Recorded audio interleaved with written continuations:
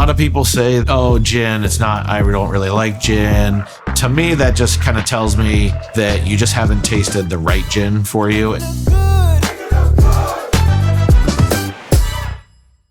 you want to introduce yourself or do you want to switch it? Oh, I got it. Okay. Hello, my name is Brendan Dorr. I am one of the owners here at Dutch Courage, as well as our other bar, Pink Flamingo. This is my better half. I'm Eric Fooy. I'm his better half.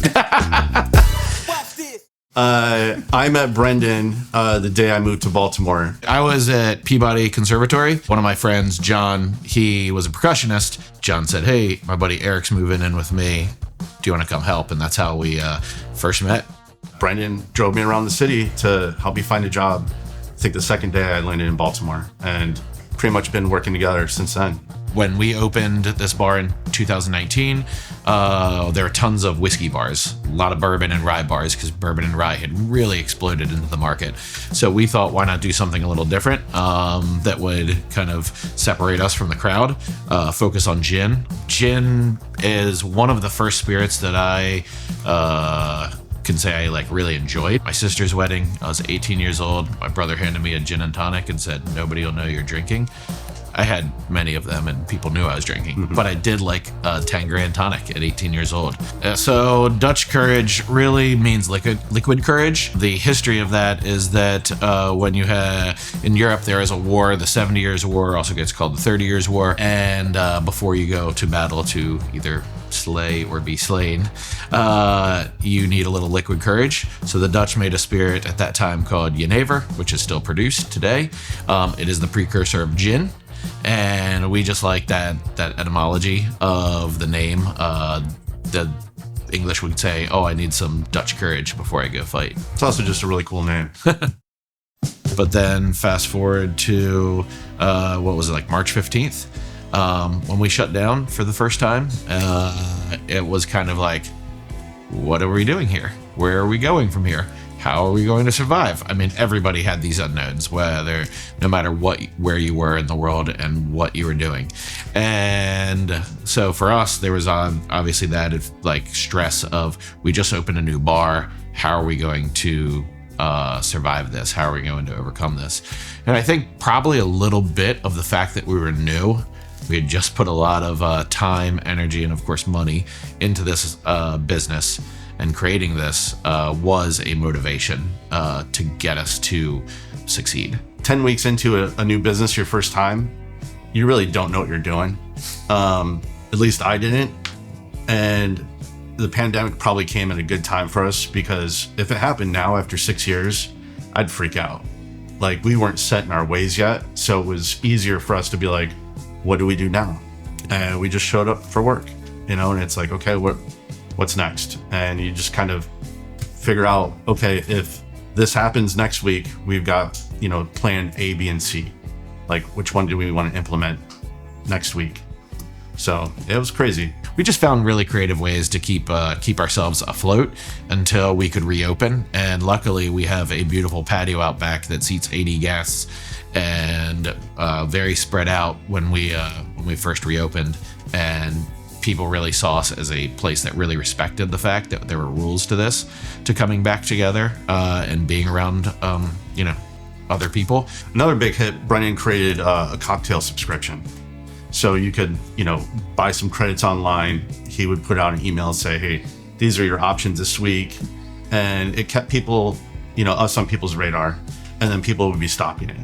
Mm-hmm. We kind of just turned into a bodega with, a different pop-up every other week. It's like being creative. How can we draw people? Okay, we're going to sell flowers because it's Easter's coming up, and people would come in for that. That was pretty cool. And then we opened Pink Flamingo. Pink Flamingo was, all right, I'm ready for the next challenge. I think we have created something successful here. But I thought, a tropical rum bar could be really cool. People have tried to opened tropical rum bars in the city, but we had a little different vision for it. And part of that was, if I'm going to open another bar, I want to own the property. I don't want to just be leasing. And we are fortunate enough, we got ourselves to a position where we could buy the property. A historic bar location opened up that I've always really admired and enjoyed. It was a neighborhood bar and tavern called the Diz, or Dizzy Izzy's. It closed in 2019 because the lady, she sold it to somebody, and then nothing really ever evolved there. Nothing really actually really reopened there. And the guy who bought it, he ended up selling it to us. One of the goals was to create a bar that just doesn't have, we're not trying to show off all the time with everything that we do with our cocktails. We're just trying to make them kind of, I think, as I said, fun and accessible. You know, our goal was to set out and create a bar for bartenders. So we wanted to have like-minded individuals come in and have the space to be creative. And I think that we've done a really good job with that. I mean, our bar team for the last 6 years, they're the ones that are creating the menu. You know, I'm not back there tinkering around with stuff anymore. I'm in the office doing numbers, or, you know, mopping the floor, fixing the sink. You know, by the way, that's what ownership is you're now the maintenance man. Brent does a good job with our bar manager, and, you know, they lead the team and create a matrix that everybody falls underneath, and they pick out flavors they want to work with, spirits, brands. In the process of when we're making new menus, we're kind of doing it in tandem with the bar. So they'll create a template of what they're going to have on their drinks and the flavors that they're going to have on their menu. And I'll try to cross-reference and like create dishes that will pair well with their drinks and kind of across the board can pair well with the majority of the whole menu. But it's a lot of just looking at the flavors they're using and kind of adding some of that into the dishes I'm making and having it be a little flexible. Any huge cocktail menu, you need to find ways to be more efficient and be quicker. So, you know, having your stuff set up the right way, where all the components are next to each other and you're not reaching, you're kind of, we call this the cockpit. You know, there's not a whole lot of movement, and most times you're in tandem with another person. So it's a dance, and you get to learn that person very well. And just having the key ingredients right here where I can pretty much grab anything I need. And if I run out of something, we've got to back up, and it's 3 steps away. I think a cool thing about Dutch Courage is that Eleanor Roosevelt dined here, had dinner. Sometimes people think I said died. But Eleanor Roosevelt dined here. And so we have a cocktail on the menu called the Eleanor. We thought that would be a fun little nod to some history. I love history. So, and that cocktail, we wanted to kind of keep it classic. I thought it would be fun to do kind of either like a riff on like a Spritz meets a French 75. So using a little bit of rosewater, kind of in the Spritz realm, using a little Coca Americano, some a red aperitif. Trying to use local ingredients. We used local gin from Baltimore Spirit Company, some grapefruit juice, and then topped off with some bubbles. It's served in a highball glass, so it's kind of like a Collins kind of spritz, or sometimes some people say the French 75 was first served in like a Collins or a highball glass. So really classic kind of style cocktail, but kind of elegant, that really nod of rose, kind of almost feminine in that way, nod to Eleanor Roosevelt. So kind of thinking about what that cocktail would look like if Eleanor Roosevelt were drinking it. All right, let's make this is my House Martini. It is our House Martini. It is my version of a 50-50, which means equal parts gin, equal parts vermouth. We start with one of the classic ingredients, if I can get it open, which is really funny for sometimes a classic ingredient, what you see in martinis. It's actually, in very old school style martinis, a dash of orange bitters. Then we're using a little bit of Navy Strength gin. Navy Strength gin is called Navy Strength because when we used to have battleships that would use cannons and therefore gunpowder, if alcohol that might be on the ship would get gunpowder wet, gunpowder at 114 proof still can light. So that is why they call it Navy Strength, because it can still light and shoot a cannon, even if it gets wet with 114 proof gin.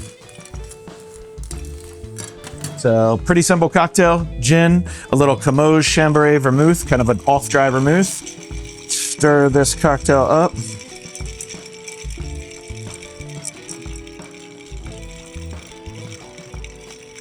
I'm gonna get a lot of slack right now.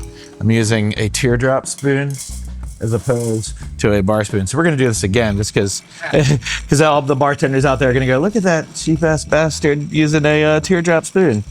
That's not how you stir a drink. That's how you stir a drink with. All right, so drain this beautiful cocktail into our frosted glass. So I love the 50-50. It's nice and wet, meaning it has a lot of vermouth in it, but still really strong and punchy because of that Navy strength gin, classic London dry style. Little twist of lemon peel, so we have those nice beautiful citrus notes between the orange and the lemon, and there we have it. So this is our House 50-50 Martini, simple and elegant. I love it when people go, oh, I'm not a martini drinker, and then they have it and they go, maybe I'm a martini drinker now. And then everybody has their own recipe for martini, so the joke is, what is the right recipe? It is your own recipe is the right martini. So many people's experience with gin is like a bad gin and tonic in college, like too much gin, very flat, very poorly made tonic. And so that's what they think of gin. But if you use gin in the right ways, and even a gin and tonic, using the right portions, the right gin, the right like good quality tonic, can be a wonderful experience. So I just always hope people come in with an open mind and are ready to try something new, because that's what we're here for. It is for, the adventure. Let the adventure be gin.